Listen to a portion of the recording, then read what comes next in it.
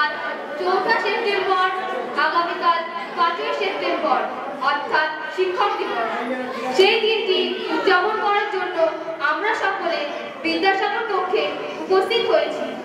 উপস্থিত আমার শ্রদ্ধেয় শিক্ষকগণ ও সম্মানীয় অতিথিবৃন্দদেরকে আমার আন্তরিক ও শ্রদ্ধাপূর্ণ প্রণাম জানিয়ে আমি শিক্ষক দিবস উপলক্ষে কিছু কথা উপস্থাপন করছি। ভারতবর্ষে প্রতি বছর 5 সেপ্টেম্বর অর্থাৎ আগামীকাল অত্যন্ত গর্বের ও আনন্দের সঙ্গে শিক্ষক দিবস পালন করা হয়ে থাকে। একটি শিশু জন্মগ্রহণের পরবর্তী সময় থেকে আমৃত্যু পর্যন্ত যে শিক্ষা অর্জন করে তা শিক্ষক ব্যতীত সম্ভবপর হয় না। তাছাড়া একজন আদর্শ মা হলো শিশুর প্রাথমিক শিক্ষক।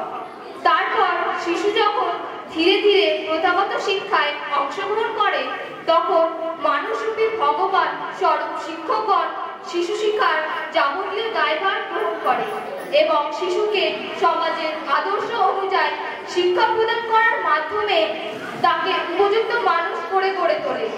শিক্ষক মহাশয় কেবলমাত্র পাঠ্য বিষয়ে জ্ঞান দান করেন না, বরং তারা আমাদের জীবনে মূল বুনিয়াদ তৈরি করে থাকে। তাই শিক্ষক হলেন আমাদের তথা শিক্ষার্থীদের বন্ধু, দার্শনিক ও পথপ্রদর্শক, যিনি তার সর্বশক্তি দিয়ে আমাদের অন্ধকার কূপ থেকে আলোর পথে নিয়ে আসেন। তাই আপনার প্রতিটি পরামর্শ, প্রতিটি শেখানো মুহূর্ত এবং জীবন দর্শন আমাদেরকে অনিশ্চিত জীবনকে একটি মূল্যবান সম্পদে পরিণত করে। শিক্ষক হলেন জাতির মেরুদণ্ড তথা সমাজ গঠনের মূল কারিগর।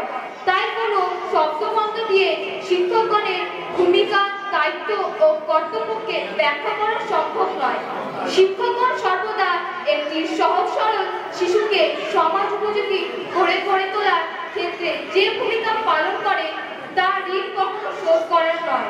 তাই শিক্ষকদের চরণে শতকোটি প্রণাম জানিয়ে খুবই বলতে ইচ্ছে করে, গুরু ব্রহ্মা, গুরু বিষ্ণু, গুরুদেব মহেশ্বর, গুরু সাক্ষাৎ পরব্রহ্ম, তস্मै শ্রী গুরুবে নমঃ।